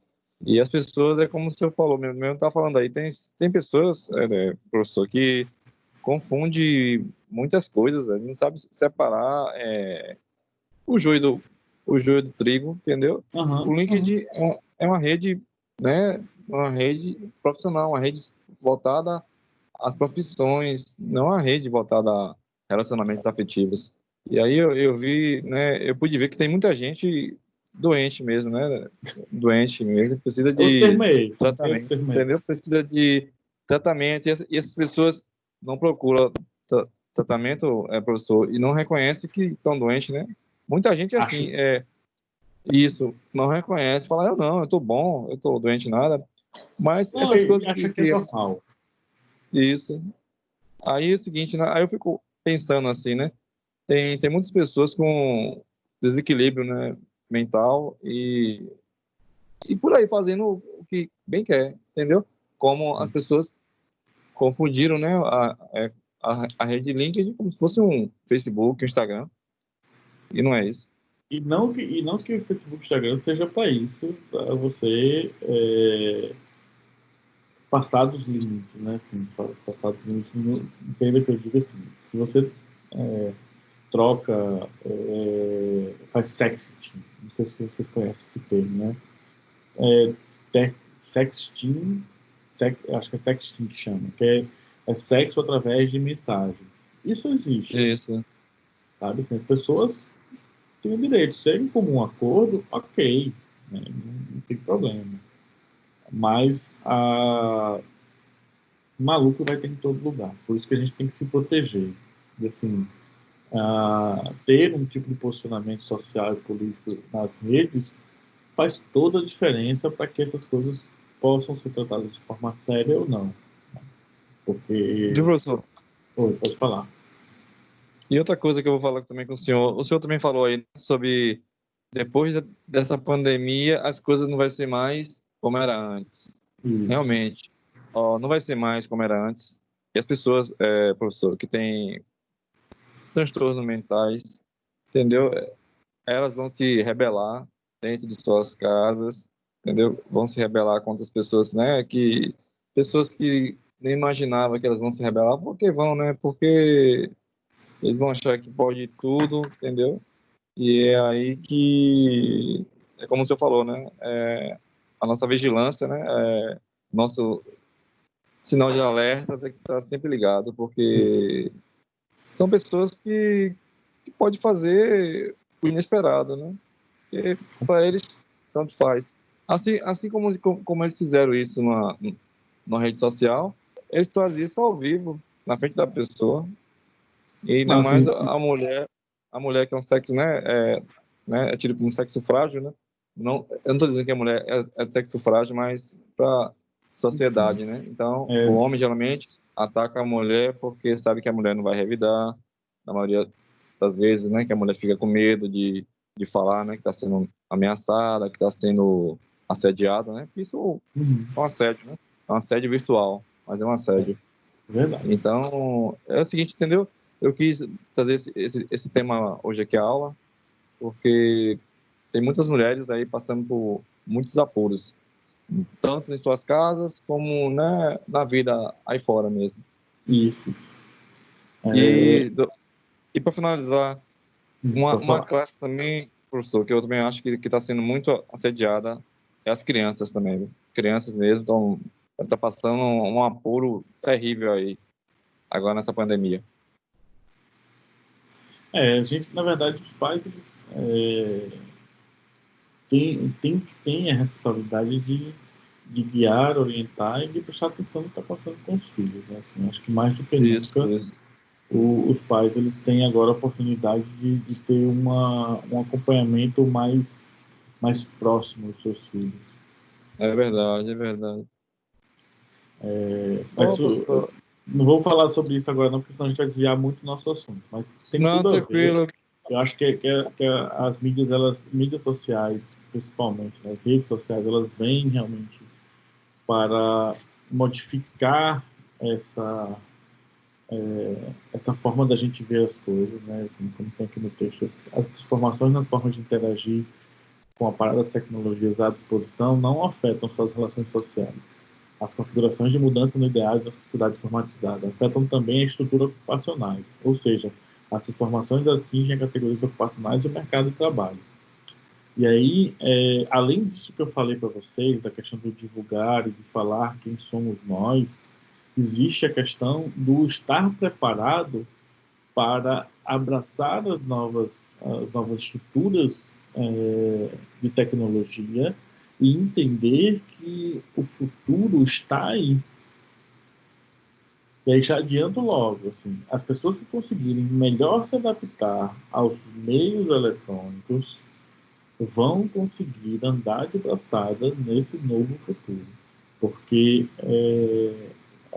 esse momento agora, se conseguiu mostrar uma coisa, foi mostrar a inadequação e a inabilidade de algumas pessoas frente às tecnologias, e eram geralmente pessoas que falavam muito, coisas que eu ouvia assim, muito.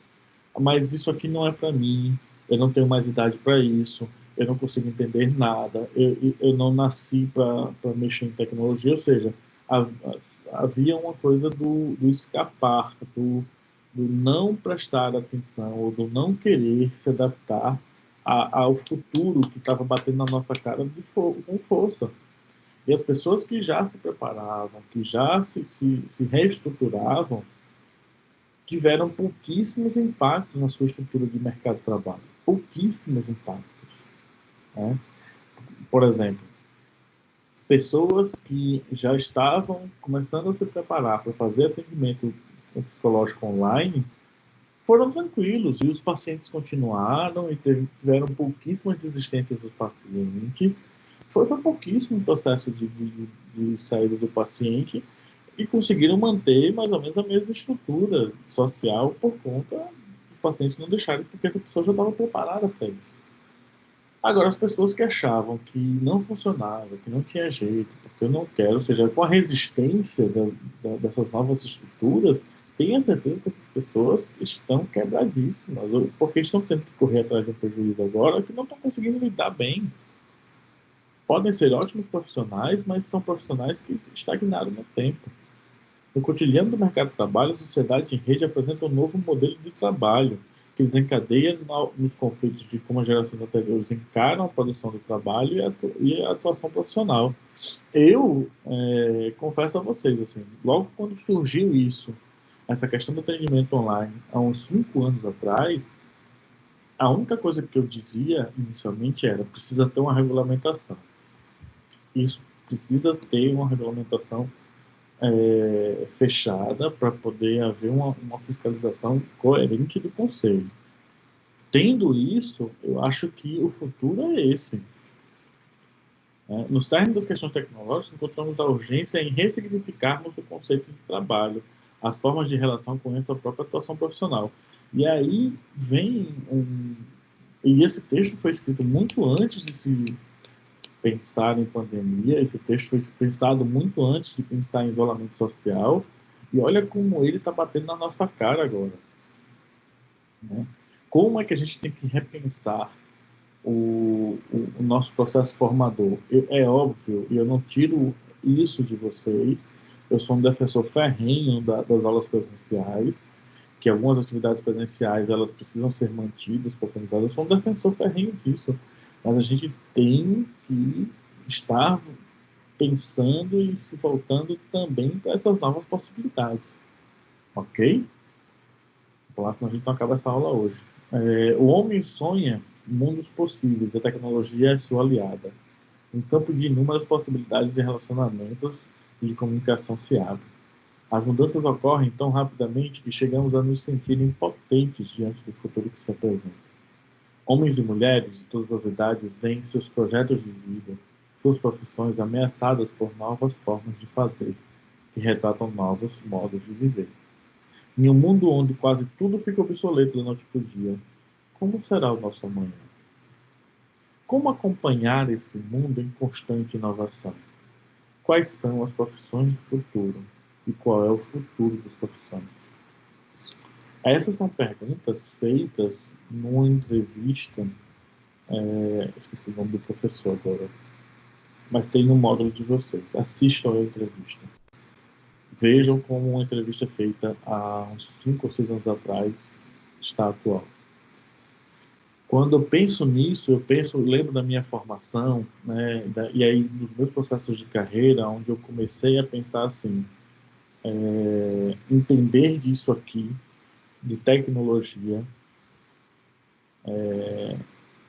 vai ser essencial no futuro próximo. Vai ser uma condição imprescindível no futuro próximo. E isso a gente precisa tomar muito cuidado. Então, eu comecei a me preparar, comecei a pesquisar, e assim, é porque a gente mudou um pouco dos formatos, mas eu sempre tive vontade, e eu sempre pesquisei e estudei sobre formatos de vídeo, essa coisa toda. Eu sei que o meu vídeo não é o melhor formato do mundo. Foi uma coisa que eu tinha certeza, não dou para ser youtuber, não tenho estrutura para ser youtuber, não tenho um ambiente legal, não tenho um equipamento legal para isso tudo. Mas entender que esse era o futuro dos professores, isso para mim é essa situação sine qua non. A profissão professor ela vai acabar, tenho certeza disso. Outra coisa vai surgir no lugar, a gente não sabe ainda o que é, mas isso vai acabar. Então eu preciso estar à frente desse processo, para além desse processo. Novos projetos estão sendo encaminhados na minha vida há pelo menos 4 anos atrás. São coisas que estão se estruturando, se organizando, falta dinheiro, eu tenho que parar um pouquinho, porque eu tento enxergar sempre o futuro da minha profissão como psicólogo e fazer aquilo que eu gosto ao mesmo tempo. Então vocês têm que começar a pensar nisso também. Quando eu me formar, como será a profissão de psicólogo? E o que é que eu vou fazer? E se falando de orientação profissional, quando eu for orientar as pessoas, em que lugar eu estarei? Né? E aí vem agora o último capítulo, vocês vão ver que é rapidíssimo esse capítulo, vem falar do psicólogo na orientação. Quem é ele? Né? Que profissional é esse? O que a gente tem que pensar além daquilo tudo que a gente já discutiu? Okay? No mundo do trabalho, amanhã está cada vez mais se apresentando de forma incerta. As mudanças econômicas, políticas e sociais e, consequentemente, as psicológicas estão solicitando das pessoas um acelerar no processo de adaptar-se à constante modificação da realidade. E aí eu digo em alto e bom som para todos vocês ouvirem. As pessoas vão esperar de vocês, psicólogas e psicólogos, pessoas preparadíssimas para a mudança. Não vão esperar que vocês sejam resistentes. Vocês são a última pessoa a resistir à mudança. Por quê? Porque somos profissionais que trabalhamos essas possibilidades de mudança nas vidas das pessoas. E como é que a gente é assim? A gente não pensa na mudança da gente. O que hoje é indispensável, amanhã pode estar obsoleto. As novas tecnologias imprimem um ritmo desafiador de estar se relacionando com o mundo. Não sei se vocês sabem disso, assim, hoje em dia, no Brasil, por exemplo, existem 2 vezes mais linhas telefônicas do que pessoas. É como se cada uma pessoa no Brasil tivessem 2 celulares. Ou pelo menos 2 celulares. Só que é óbvio que a gente sabe que existem pessoas que não têm grana, não têm dinheiro, e malmente tem um celular, quanto mais 2. Malmente tem uma conta para a família inteira, quanto mais 2. Contudo, uma empresa europeia acabou de lançar um computador que é uma plaquinha de chips, onde você conecta um mouse e um teclado, e ela não tem disco rígido, e você conecta isso a uma TV qualquer que tenha uma entrada USB. Ou seja, você vai conectar 3 periféricos. O mouse, o teclado e um monitor que é para você ver. E é um negócio do tamanho de um cartão de cartão de crédito. Mas, Roberto, é possível isso? É possível, porque na verdade ele se conecta à internet através de uma ligação wireless, não precisa de fio para ligar à internet. Você não tem nenhum arquivo salvo nessa máquina, ele só processa os arquivos, o arquivo vai estar tudo na nuvem, vão estar todos em ambientes virtuais. Você acessa o arquivo no ambiente virtual, edita o arquivo no ambiente virtual, salva, imprime, não importa o que você vai fazer, envia para outro e-mail, mas você não vai ter nada no arquivo. E custa, se eu não me engano, parece que é $50, $60, uma coisa assim, é uma coisa irrisória, ela não vai custar 300, R$400. Professor, mas R$300, R$400 não é nem um celular. Exatamente essa é a ideia. A ideia é que seja tão barato o equipamento que todas as pessoas vão poder ter um desse. E a ideia é justamente isso, a democratização da informática como um todo. Então, é uma nova possibilidade que está surgindo aí, mas que ainda está no protótipo, porque quebra muita gente. Ele não vai ter sistema operacional, vai ter um sistema operacional próprio, não vai ser Windows, não vai ser iOS, vai ser um sistema operacional próprio e que não vai ter aplicativos nele. Tudo ele vai utilizar na internet, na nuvem. E aí, por isso que eu destaquei essa frase, que o mundo vem enfrentando várias crises e se modifica para superar os momentos. Talvez a nossa geração não alcance uma crise como essa que a gente está passando, mas os especialistas dizem que essa pandemia é somente um presságio para algo que está para surgir. Existe uma possibilidade de, daqui a alguns anos, algo muito pior acontecer na sociedade e que o treinamento social que a gente está tendo agora vai nos dar potencialidade para algo que está muito perto de vir. Eu não imagino o que mas está parecendo muito mais profecia mais do que qualquer outra coisa. Mas existe uma possibilidade, sim, né, de acontecer algo na face da Terra que a gente vai precisar mudar drasticamente a forma de se relacionar com as pessoas. Vemos nos modelos de produção e relações entre o universo do trabalho a necessidade de nos reinventarmos, de nos inovarmos e de nos superarmos para dar conta desse movimento constante que é vivo na sociedade moderna nos impõe. As práticas de recrutamento, contratação, retenção e desenvolvimento devem ser todas planejadas para alavancar a diversidade em benefício da vantagem competitiva da organização. Aí começa o nosso papel, porque a gente tem que mostrar para as empresas, enquanto a gente for psicólogo ou for contratado para fazer seleção, que a diversidade dentro daquela empresa é um fator primordial para o desenvolvimento dela. É algo que vai fazer com que aquela empresa tenha vantagem sobre as outras empresas. Por quê? Porque ela vai ter um leque muito maior de pessoas trabalhando com visões diferentes, com visões mais amplas, porque a sociedade precisa disso, né? Precisa de diversidade. Os recursos humanos da empresa enfrentarão desafios não apenas na natureza técnica para estabilizar e crescer no mercado, mas as empresas precisarão de profissionais que apresentem não só habilidades técnicas, mas também habilidades humanas e conceituais. Por que isso? Porque habilidade técnica todo mundo vai ter. Quantos exemplos de pessoas que formaram e não trabalham com psicologia vocês conhecem? Eu conheço que não cabe um punhado na mão assim. É gente demais. Por quê? Porque são pessoas que não pensaram na sua formação.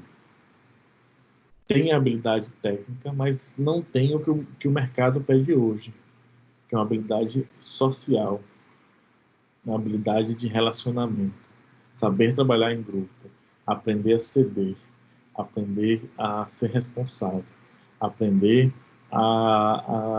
que aquele grupo ele precisa ser uma unidade, onde todo mundo precisa trabalhar com harmonia. Então, se você não consegue fazer isso, dificilmente você vai ter sucesso no mercado de trabalho lá de fora. O mercado de trabalho é extremamente exigente, ele é extremamente pesado com a gente. E a gente precisa dar essa resposta também na mesma medida. A gente precisa ser feroz com esse mercado, mas ao mesmo tempo a gente precisa saber trabalhar em grupo, para que todo mundo consiga se ajudar no processo. A importância do papel do orientador profissional deve ser destacada como função de orientar e informar, e não somente indicar possíveis profissões. E eu acho que muito mais, eu acho que ele fala não somente, mas é muito mais do que indicar profissões. Esse profissional de orientação deve estar ciente de todas as mudanças e das tendências que o mercado está apresentando. Como auxiliar, esclarecer dúvidas e propor exploração de situações que eu mesmo, como profissional de orientação, não conheço. Essa é uma pergunta que eu me faço todos os dias. Como é que alguém se propõe a ser orientador profissional e não conhece as profissões? Não conhece as possibilidades dela, não conhece para onde elas podem ir? Vocês que serão profissionais de orientação profissional são as primeiras pessoas que precisam tomar cuidado com isso. Porque vocês precisam estar preparados para o mercado do futuro.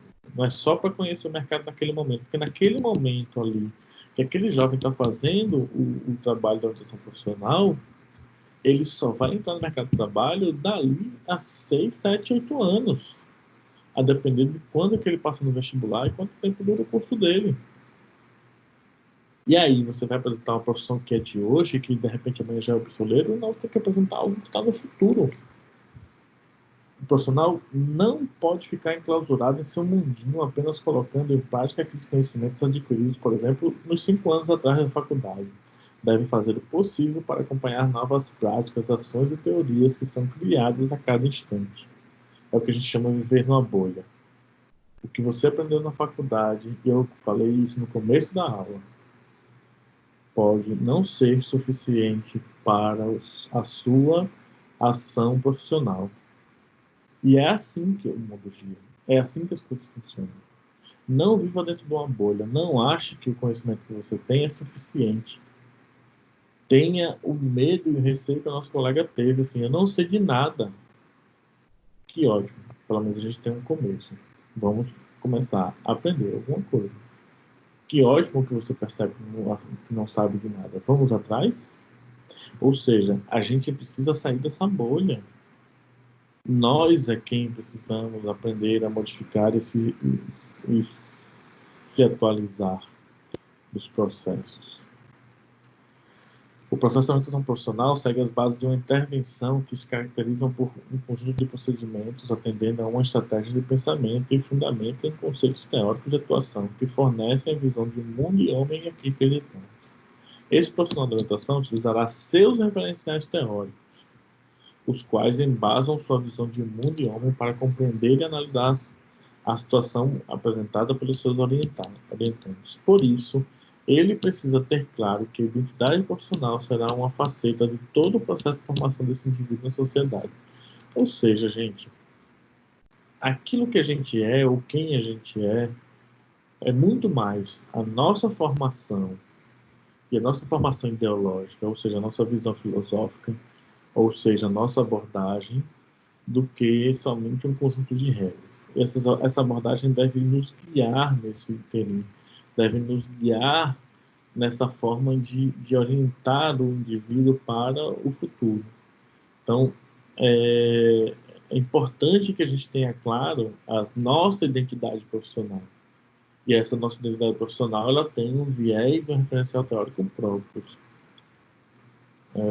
Eu falei numa aula na semana passada que eu sou uma pessoa que toma muito cuidado com essa coisa do psicólogo que conhece 1001 teorias e aplica todas.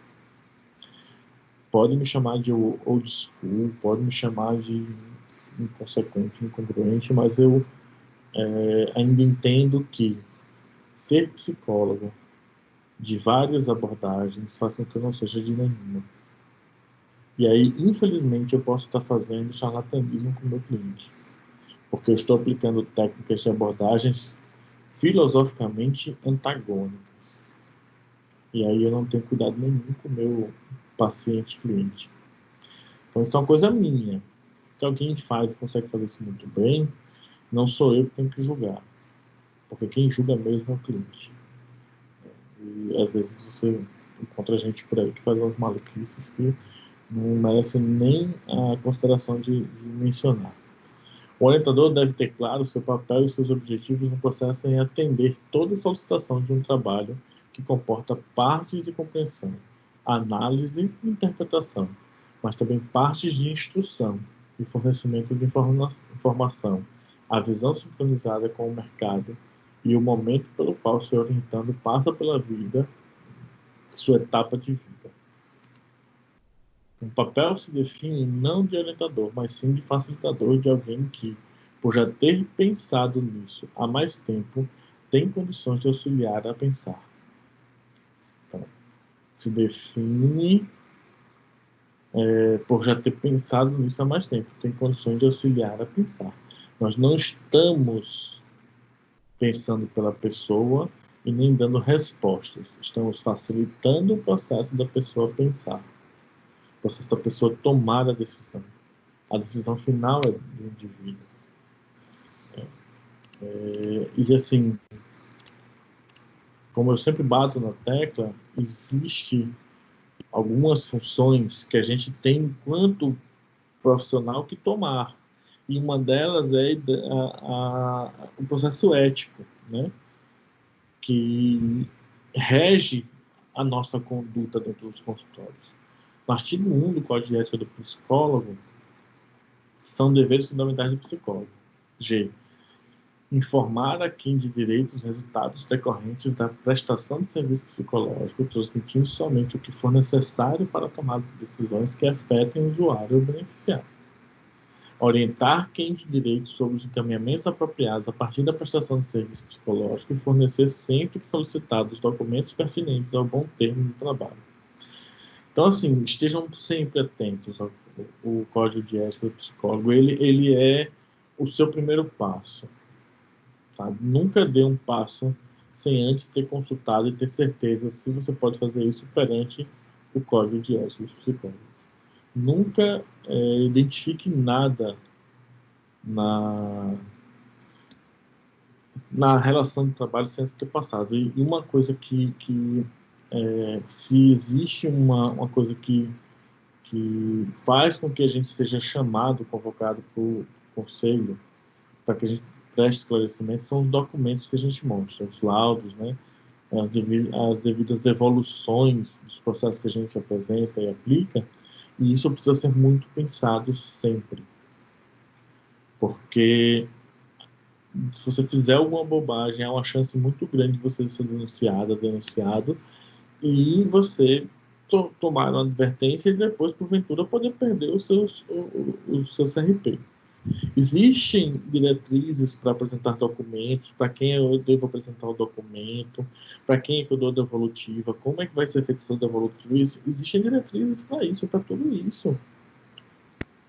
E a gente precisa entender que a gente tem que seguir essas normas por proteção da gente enquanto profissional, né? E o conselho, ele não está ali para punir a gente, ele está ali para orientar. Então, de repente, antes de você fazer uma bobagem ou fazer um documento,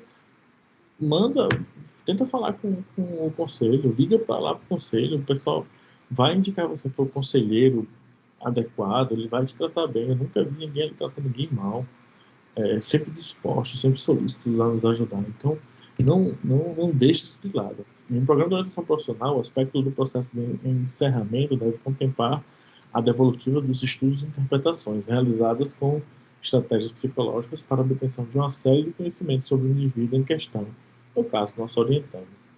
Geralmente, eu faço essas devolutivas individualmente, a não ser que o processo de grupo tenha sido feito com um grupo fechado, com um grupo conciso, né? Porque quando é grupo muito aberto, de escola, essas coisas assim, eu não gosto, eu acho meio invasivo. Mas quando você está num grupo que é mais fechado, que é um grupo menor, esse grupo criou um elo, criou uma relação. E você dá o feedback para as pessoas, ajuda com que os outros colegas ouçam o feedback a partir da história que aquele indivíduo passou dentro do grupo de orientação, e podem ajudar mais ainda, ou podem também aprender coisas para si, né?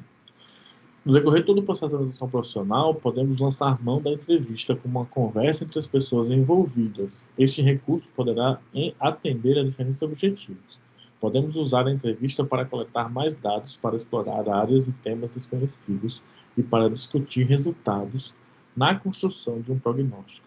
A orientação profissional poderá, ao caminhar com aquele que escolhe, elucidar as possibilidades, classificando os critérios de escolha, apoiar a angústia sobre as perdas do que se deixou de escolher, reconhecer e ressignificar as fantasias acerca das atividades profissionais, mas não poderá jamais assumir a posição de protagonista dessa empreitada. A decisão não compete ao orientador.